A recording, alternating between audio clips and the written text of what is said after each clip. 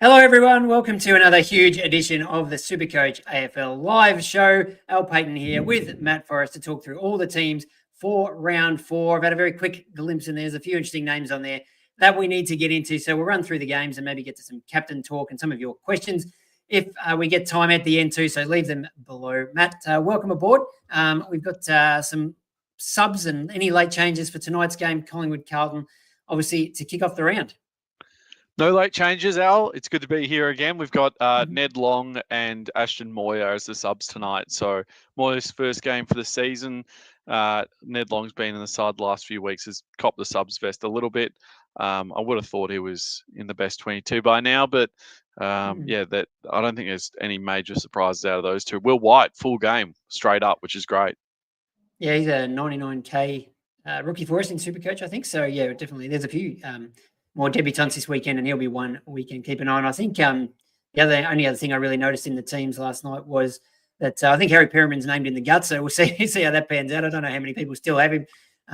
Sort of crazy that he was a popular pick a couple of weeks ago. That seems like forever ago. And Lucas Camporale, I don't think it was even an emergency for the Blues, so not ideal if you've got him sitting on the bench like me, but he might be someone we can use as part of our trade plans for the weekend. So if we get into the other games, obviously another big one on Friday night with Geelong taking on the Demons down in Geelong, and a couple of decent ins for the Cats and outs really of relevance to us in Supercoach. Tom Stewart's back if we trust him that he will play this week. Very high break even, so keep an eye on him in a week or two. He'll be pretty cheap if we want to look for someone in defence. And Sean Mano, one of the great rookie successes of last year, comes in. Mitch Nevitt is out, so he was the sub last week. Now they're saying he's managed, and Jai Clark out as well. So what's your take on Mitch Nevitt, Matt? Any insight into what's happening there? Do we just trade him now? He's got that low score in his system and not playing for 1 week, we think, but who knows with the way Geelong do things. Well, he's been listed as managed, but then also it was touted as a plantar fascia issue. So I guess you never really know with the Cats down there. But it floated up earlier during the day that it was an injury. He wasn't listed on the injury report. But Scott had his press conference today, spoke about a range of things, but he confirmed that Nevitt wouldn't play with a plantar fascia problem, and now he's managed. So maybe it's just a flare up. Maybe it's just a bit of an awareness, sore foot type deal that they don't want to get him down and dirty against a side that's not really ticking along at the moment. It could just be that. So I guess we'll see. Jai Clark out makes a bit of sense with Sean Manor coming back into the side. I expect Manor to play a bit of a midfield half-forward role there, and Clark hasn't exactly set the world on fire. But you never know with Stewart. We saw him laid out last week. The same thing could happen again. What's interesting about Nevitt, though, he's managed, but he's an emergency. So is he really managed? Is he really injured? Who That's knows? just classic Geelong. Just a couple of other little things of interest there. So Ted Closey, this is his third game, bubble game. He's scored all right. Like he can score. Just always nervous with the Geelong rookies, as we've seen with Nevitt. Can you trust them? A bit risky, but he's one you could go. And the other interesting thing there is that Reece Stanley also an emergency, so they didn't bring him in, which we thought they might. Sam De Koning named in the ruck again, even though he was subbed out last week. So he'll be taking on Max Gawn, we think, on Friday night. So, whether I know De Koning's a popular trade out, whether that makes you think twice about that potentially, or maybe we'll get to some captains later, but Gawn, I think, will definitely be part of that conversation. Now, if we look at Melbourne's team, we knew that Xavier Lindsay was out, going to miss 1 to 2 weeks. The Demons are saying with that knee injury, which is great compared to, what it looked like it might be. But interesting one whether you hang on to him.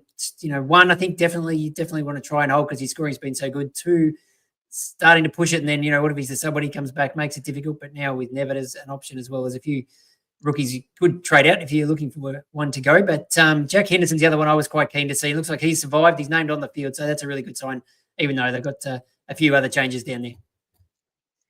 Yeah, really exciting. There's obviously there was talk about a big changeover, and not so much on the list, but just on players named, and all the senior players have really survived, which is great. Clayton Oliver named on the interchange bench was one that surprised me a little bit. I'm not suggesting he's going to be the sub or anything, but just a weird one to put him there. That you'd think they name him, find a spot for him on the field, but no real surprises there. I guess we'll see how they sort of line up. Jake Lever didn't make the didn't make it in, which is No. interesting there. Obviously, ankle probably not up to scratch just at the moment. He was touch and go for last week, was a laid out, and then hasn't managed to find his way back in. So maybe it's a little bit worse than what we thought. And the other one there to keep an eye on will be Petrarca. We're certainly monitoring his forward time very closely. Might get DPP and Supercoach in a couple of weeks. He's right around the 35% threshold at the moment, just over, but played a lot of forward time last week. He's named on ball on the team sheet, so we'll see how that pans out. Cosy Pickett back also might help him stay in the middle a bit more, but yeah, that'll be definitely something to keep an eye on. Now into the Saturday games, Gold Coast, Adelaide, 2 unbeaten teams, which is something we might not have thought we were going to say this far into the season, although Gold Coast did have a bye. So they've played one less game, only the one change there. Ainsworth in for Nick Holman. And for the Crows, they're absolutely humming, but we know Josh Rochelle is out 4 to 6 with a rib injury, and Matty Crouch managed. So that's an interesting one. Then Curvis and Murphy come in, and you'd think, so Sid Draper's still named as the last name on the bench. Surely you give him a decent run now with Rochelle injured, but maybe does that mean Rankin spends a bit more time forward, or I suppose they've got a winning formula. Maybe they don't want to mess with it too much. Well, I think they are messing with it a little bit, considering that they're managing Matt Crouch. I think it does open up a spot in that centre square for a midfielder to go in and get a few more minutes. So that makes sense for Draper to go to a full-time sort of at least try and get 100 minutes of game time into him. He's played really well the last few weeks, even though he's been coming on as a sub. I'd expect Nankervis as that sort of lighter sort of outside player to be that sub. Especially considering he's coming into the team for his first game of the year. But we'll see how the team gets named. But if Draper gets named for a full game, could be a late swing. Bring him in. I think he's dropped a little bit in price in the last. He's dropped a tiny bit, down to about 180k after being the sub 3 out of 3 games. Yeah, it would almost be handy if he was the sub for a couple more, and we can get him for 150. But yeah, I mean, he looks good. If he gets the full game, I think he'll score all right. Yeah, it might be a matter of timing. And just a name we should be tracking. At Gold Coast, Bailey Humphrey named it full forward, so I'm not sure if we can read too much into that. He's been getting around that. Oh, really? Yep. Well, he's been getting around that 30-40% mid time, which is I think that's a pretty good number for the way he plays. Bursts in the middle, and Tug Miller's another one who's probably not quite going to get there, I don't think, for forward mid DPP, but he's getting plenty of forward time as well. And it's a great looking spine for the Suns, though. Miller at centre forward, Humphrey at full forward. Yeah, I like that. All right, so we jump into now, obviously, the big game that we're all hanging out for. Richmond and Brisbane, MCG, blockbuster. Tigers, just the one change. Banks, who missed last week through concussion, I think, is back in for Mansell, who's suspended. So I thought they might give a couple of players who, Kate McCullough's been tearing it up in the twos, but can't get in. So just sticking with the lineup, trying to get some continuity, I guess.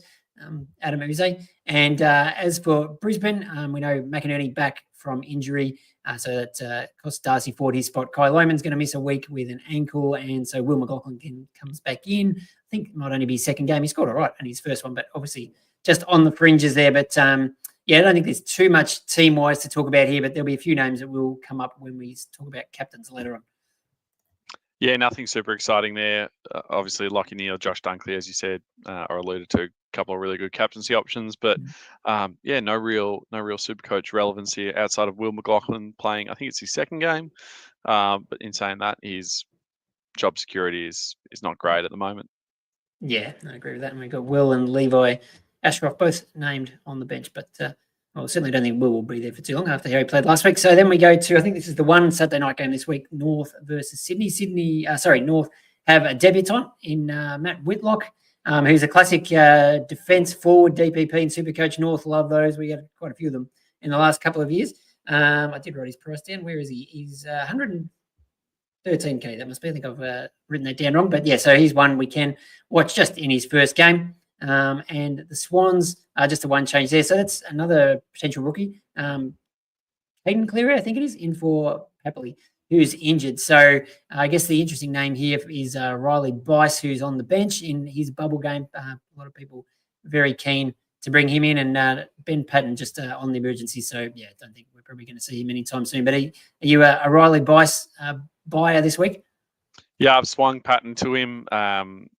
Bice has been super impressive in his 1.5 games of football. So yeah, very excited to see him in my side and on field ahead of Luke Trainer this week, even though he scored the 90 for me last week. I'll lean towards Bicey. Yeah, all of a sudden we have plenty of really good scoring defence rookies. And obviously good to have the Swans back after the bye last week. So someone like Matty Roberts certainly comes straight back onto the field for me. Caden Cleary, just looked him up. He's a 124K forward. So probably not banging the door down. Oh, it looks like Shieldrick gets another game too. So whether he's another candidate for the sub, I guess. But yeah, probably not really on the Supercoach radar for us anymore. Now, if we go into the Sunday games now, Giants have only got the 3 inclusions here. So nothing too exciting, although Connor Stone holds his spot for now. He's on the extended bench. I think he had 18 or 19 touches last week against the Hawks. Well, you would have probably watched that game closer than me, but he didn't score many Supercoach points. What was the story? Was it sort of just the conditions, or what did you think of his game? Yeah, he just sort of floated around. Didn't I think the conditions hurt a lot of players, but yeah, Hawks are relatively restrictive against that sort of outside. He sort of floated between the flanks and the wing a little bit, but yeah, hopefully he holds onto his spot. I guess we'll see. He's sitting on my forward bench, but it just seems like he's going to be a bit of a slow burn this year. Might come in and out of the side, but the fact that he's playing this is I don't think he's missed a game this year. No, it's going to be game number 4. Or good for him. I suppose if they had the bye. Good stuff, yeah. Connor. Oh, no, 4 because they opening round. So yeah, no, that's what we want. Just sit in there at F8 or whatever it is, and just sort of slowly churn away. Now, West Coast do have some changes, and there's several first gamers here if they make the final team. So the outs.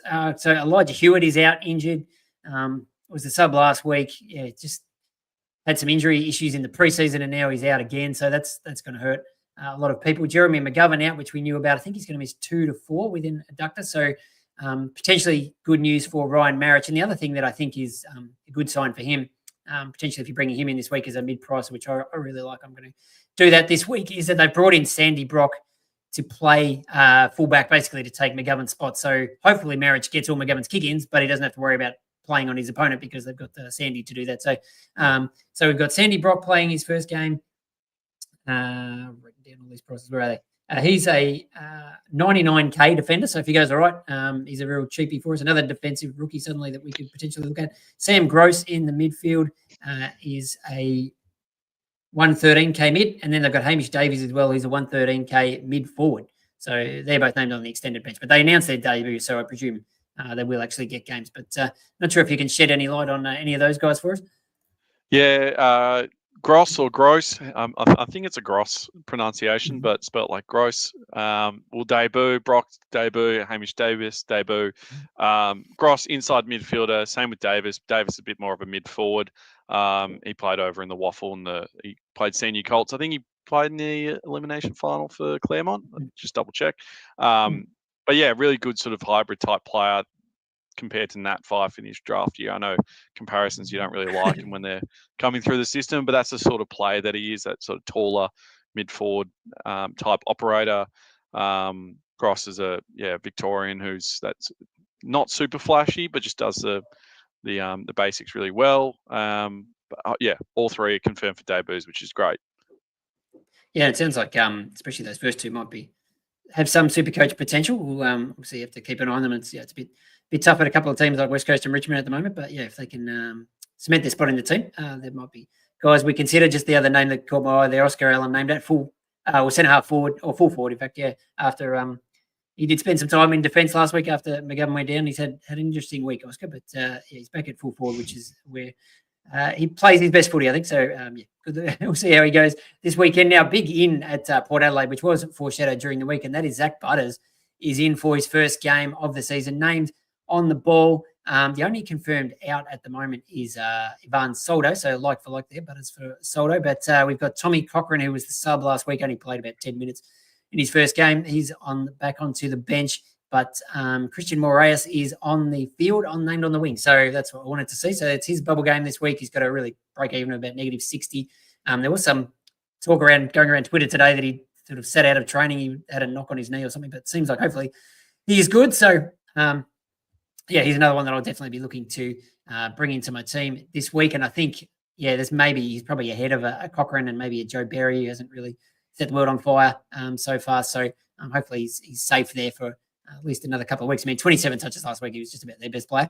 And over at the Saints, we've got, unfortunately, Liam O'Connell, who wasn't really scoring much anyway, to be fair, but just got absolutely smashed last week, obviously, that Ryan Mansell incident. So he's out. A few people might have had him on their bench, but some interesting ins there. Jack Steele comes back in after he was a late out last weekend. So that led Hugo Garcia to play a really nice midfield role, but we'll see where he ends up this week, although he's still named on the ball. So I did start him and then trade him out after 1 or 2 weeks, and now he might actually come good. But anyway, trade him to Max Hall, so that is actually going to work out okay. I think he's going to make plenty of money, assuming he keeps his spot because he's on the extended interchange, but he was really good last week. And Boxall maybe comes in, and we got Boyd there as well. But usually on a Sunday game, they name a ruckman on the extended bench just sort of for that extra cover. And I think Ron Marshall's doing pretty good as a solo ruck so far. But Travali, of course, the other one who played really well, came in to the side when he was going to be the sub last week, came in when Steele was a laid out and scored about 80-odd Supercoach points, but it was against Richmond. So let's see how he goes against Port and potentially consider him next week. Yeah, Travali was great. He, as you said, played against Richmond, but just his class inside the midfield, and then he's also he's just such an electric sort of player. Really tall and rangy, but uses it really well. Explodes from contests. So he talked in the preseason about playing midfield straight away, training with Jack Steele over the preseason, and he was straight in there. He looked really good in the guts. So hopefully he gets another run, gets a few midfield minutes. But yeah, as you said, the extended bench, there's a bunch of guys there, and they've got to cut it by 3. You'd think Boyd is definitely out, but then the other 3, the other 2, who knows? Yeah, but Boxall's been sort of named 2 or 3 times already and hasn't quite cracked it for an actual appearance. But yeah, he's a chance this week. We'll see how they go. And last game of the round on the Sunday, Freo again playing the late one over in Perth against the Bulldogs. Again, sort of extended bench action with a few players coming in. Aish goes out, and Amira's back. Yeah, most of those guys are on the extended bench. Phantom's favourite, Will Brodie, just keeping the dream alive there that he might somehow find his way back into the team. And again, for the Doggies, I said Jordan Croft. Have they said anything about it? This would be a debut for him if he gets in, wouldn't it? It would be a debut. They haven't said anything just yet. He's second year or third year, key position. Kicked 4 goals in round 1 of the VFL a couple of weeks ago. I was talking about him playing on a wing a little bit in the preseason, but definitely living at home in the forward line for Footscray at the moment. Yeah, so it'll be a good story, but we'll see when the final teams are named about 5 p.m. on Friday. Keep out an eye out for that. And, of course, need to mention that Essendon and Hawthorn are on the bye. So it's the last round of the early season byes, best 18 scoring in Supercoach, which has been handy when, especially a week like last week when we had quite a few really, really low sort of rookie scores. And as of next week, it's back to best 22. So thankfully, we will have the flex and best 22 scoring. So it allows you to drop off one of the 23 players. But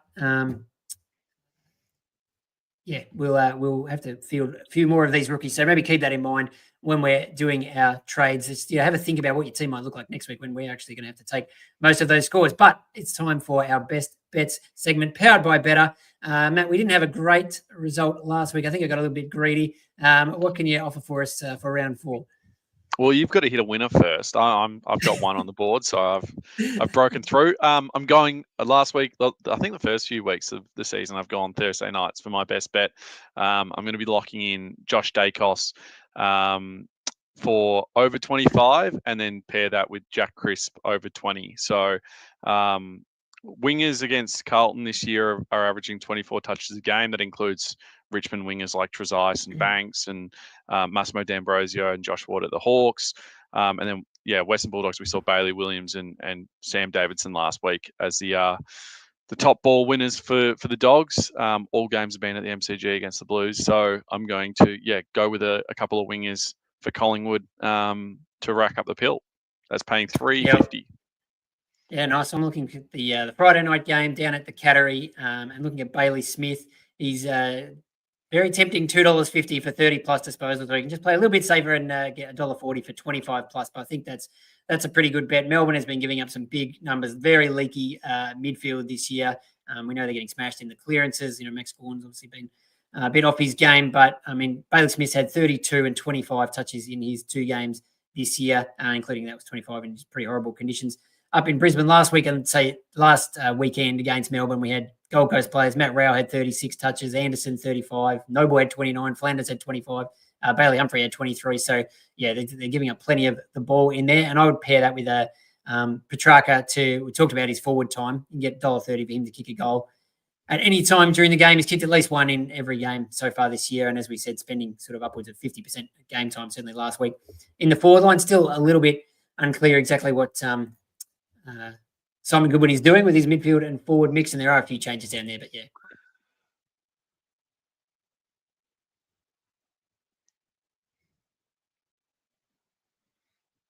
Al, I've lost him. Oh, well, disaster. What am I supposed to do? I guess we'll continue on.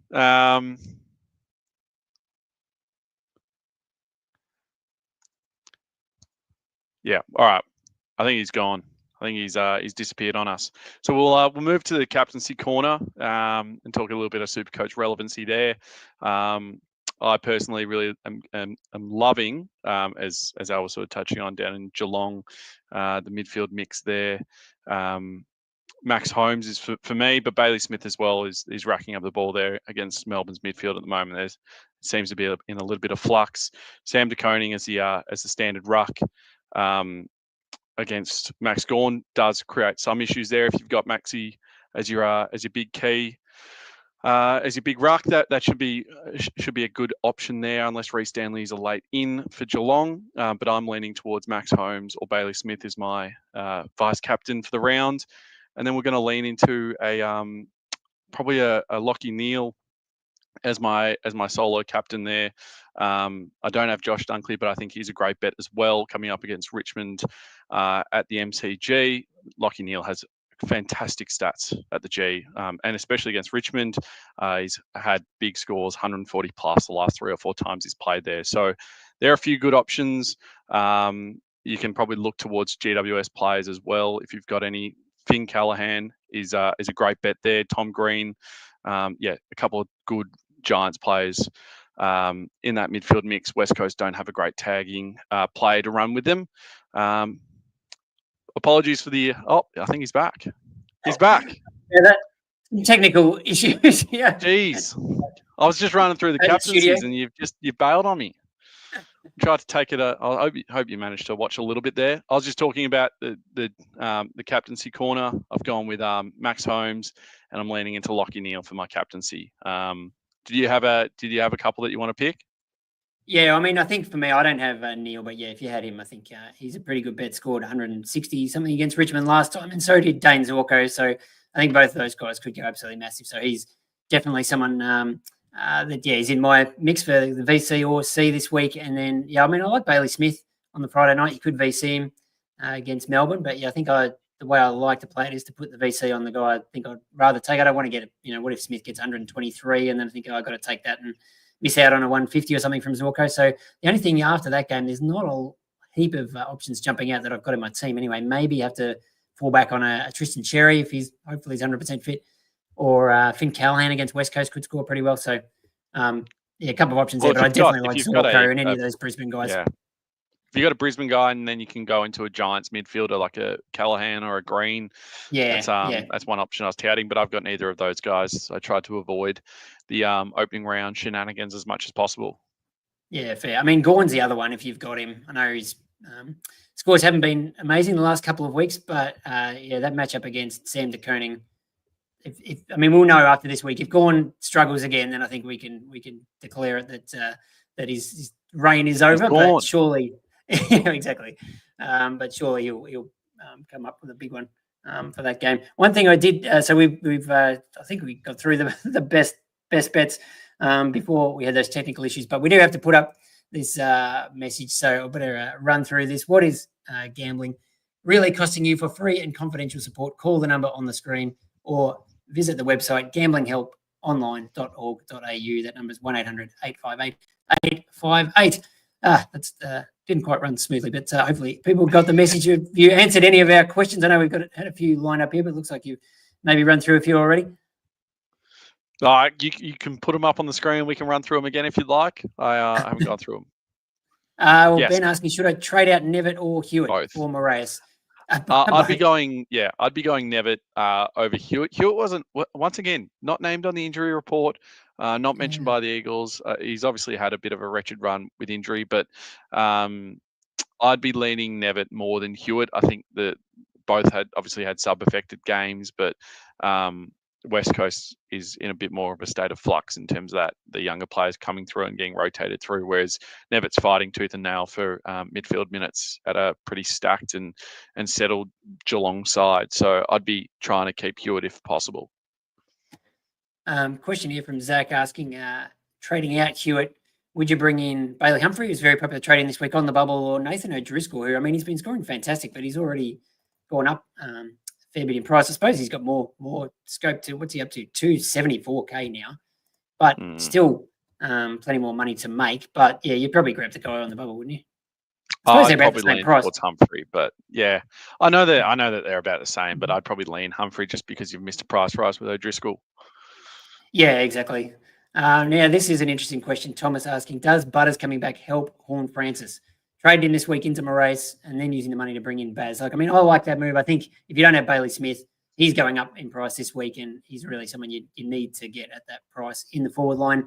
I think Horn Francis is expendable. You don't have to trade him. I'm sure he'll be fine in the long run, but I think if you can improve your team, then I don't hate the idea, and I'm certainly toying with it myself. But where do you sit on Horn Francis, and particularly, Butters coming back? Is that good news for him, or? I want to see a week or two with Butters in the side and see how it affects Horn Francis. Hopefully, it means that he's able to sort of be that third option rather than having to worry about doing a lot of the work, and it helps him a little bit. As you said, in 2 weeks' time, when we've got DPPs getting swung in for forwards, there's a chance he's out of your side anyway, and he's not going to be a top 6 forward, especially the way that he's playing. But at the moment, I'm happy to take the risk, and I've got enough players performing around him that I can settle, especially in a best 18 week. If he puts up a stinker, then it doesn't matter too much. But I say you backed him in at the start of the season for a reason. I want to hold on to my premiums and not sideways trade them early, but sometimes it's unavoidable. So he's got an extra week on his leash for me. Yeah, I mean, that is generally the advice, to hang on to the premiums, but yeah, I can see why people might be contemplating it. Another question on Bailey Smith asking, would you grab him, or do you take, a Marek Humphrey type? I think Baz is clearly number one out of those, because we think he could well be a top 6 forward. The others, very unlikely. They're probably going to make quite a bit of cash, 150 grand, and then we trade them in 6 weeks to try and get a primo, but you could be getting a primo right now in Baslenka. I agree. I think if you can get someone who's going to be there at the end of the season now, then you may as well do it. The other guys are just, you're adding yourself an extra trade and a bit more stress on guys that, you haven't really planned for and just had a couple of nice weeks. Yeah, I agree with that. So, yeah, Corey asking, is Humphrey a must-have? I mean, if you could only have one out of him and Ryan Marich, again, basically the same price, who do you have ahead? I've been tossing and turning on this one a little bit. I've settled on Marich for now. That could change by Saturday. We'll see. But I just think that Marich has got, that the West Coast backline is changing a bit, but Sandy Brock coming in for McGovern hopefully eases the concerns of him having to play more of a lockdown role. She'll get some kick-outs still, and the ball's going to live down there. Whereas Humphrey's coming up against Adelaide this week, bit of a tougher midfield battle than what he's had the last couple of rounds. If he does well this week, then he's got 2 really easy games the following 2 weeks. So I'll trade him in then. But I think for now, Marich is, for me, I don't know though. I'm still undecided. Yeah, I've got Marich. I just think it is a bit more of a safer role. You sort of know what you're going to get from him. And we kind of know West Coast bad, and he's bad, and the ball's going to be down there a fair bit. I think, Tim Mitchell had a stat that they've conceded over 90 scoring shots over the 3 games so far. So plenty of opportunity for kick-ins and sort of, chip mark around the back line, that kind of thing. Whereas Humphrey, I mean, he looks such an exciting player, but it's a little bit more, it's a tougher role to play, a little bit more volatile, I would think. But yeah, I think they'll both be good. Sort of similar vein, Alex asking if you could only pick one more, Humphrey or Moray. So what about if it was, Damien throws up the name Bice as well. I probably can only get one of Riley Bice or Christian Moraes, the 2 sort of 113K rookies on the bubble this week. Who should I be getting there? One's a defender, one's a midfielder, obviously. Yeah. I'd say Moraes over Humphrey. I think you just go cheaper. He's going to make more money over the short, medium, and long term. Between Moraes and Bice, I'm a bit biased towards Moraes. I really like him, and I just his role. He's just an accumulator, and I know Bice is as well, but he's an accumulator. He's always been one at junior level. So I'd be leaning towards him, but just got to just use a boost, mate. Get them both in. Yeah, exactly. And I liked Moraes' game last week, and Bice, sort of probably a silly thing to say, but like his highest scores, especially that 90 odd against Freo, he kicked a goal right near the end, and it was a close game, and he had a huge last quarter, and that sort of really, rocketed his score up.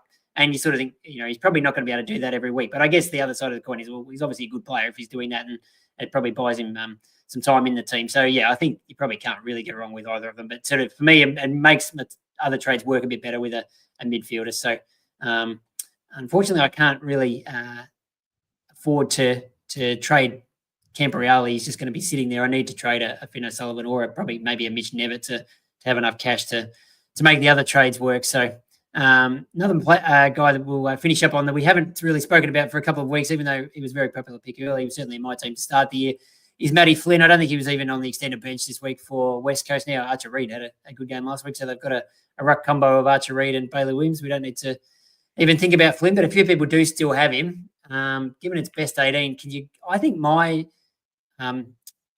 inclination would be to hang on to him for another week and then try and grab maybe Briggs next week, he's got a break even of over 200. He's coming right down in price, and then he'll at least get you through, for the next 6 weeks, and then maybe hopefully you can figure out where to go from there. I don't think I'd be sort of pulling your team apart, especially to get to Tom De Koning when Mark Pitney might only be a week or two away. Yeah, Pitney is on the injury list 1 week away. You'd imagine he'd probably get a VFL game under his belt before he's injected into the side. But 0-3, in about 3 hours' time, they may be 0-4. And TDK's look like he's just completely gassed by three-quarter time. His fourth quarters this year have been reflective of the team.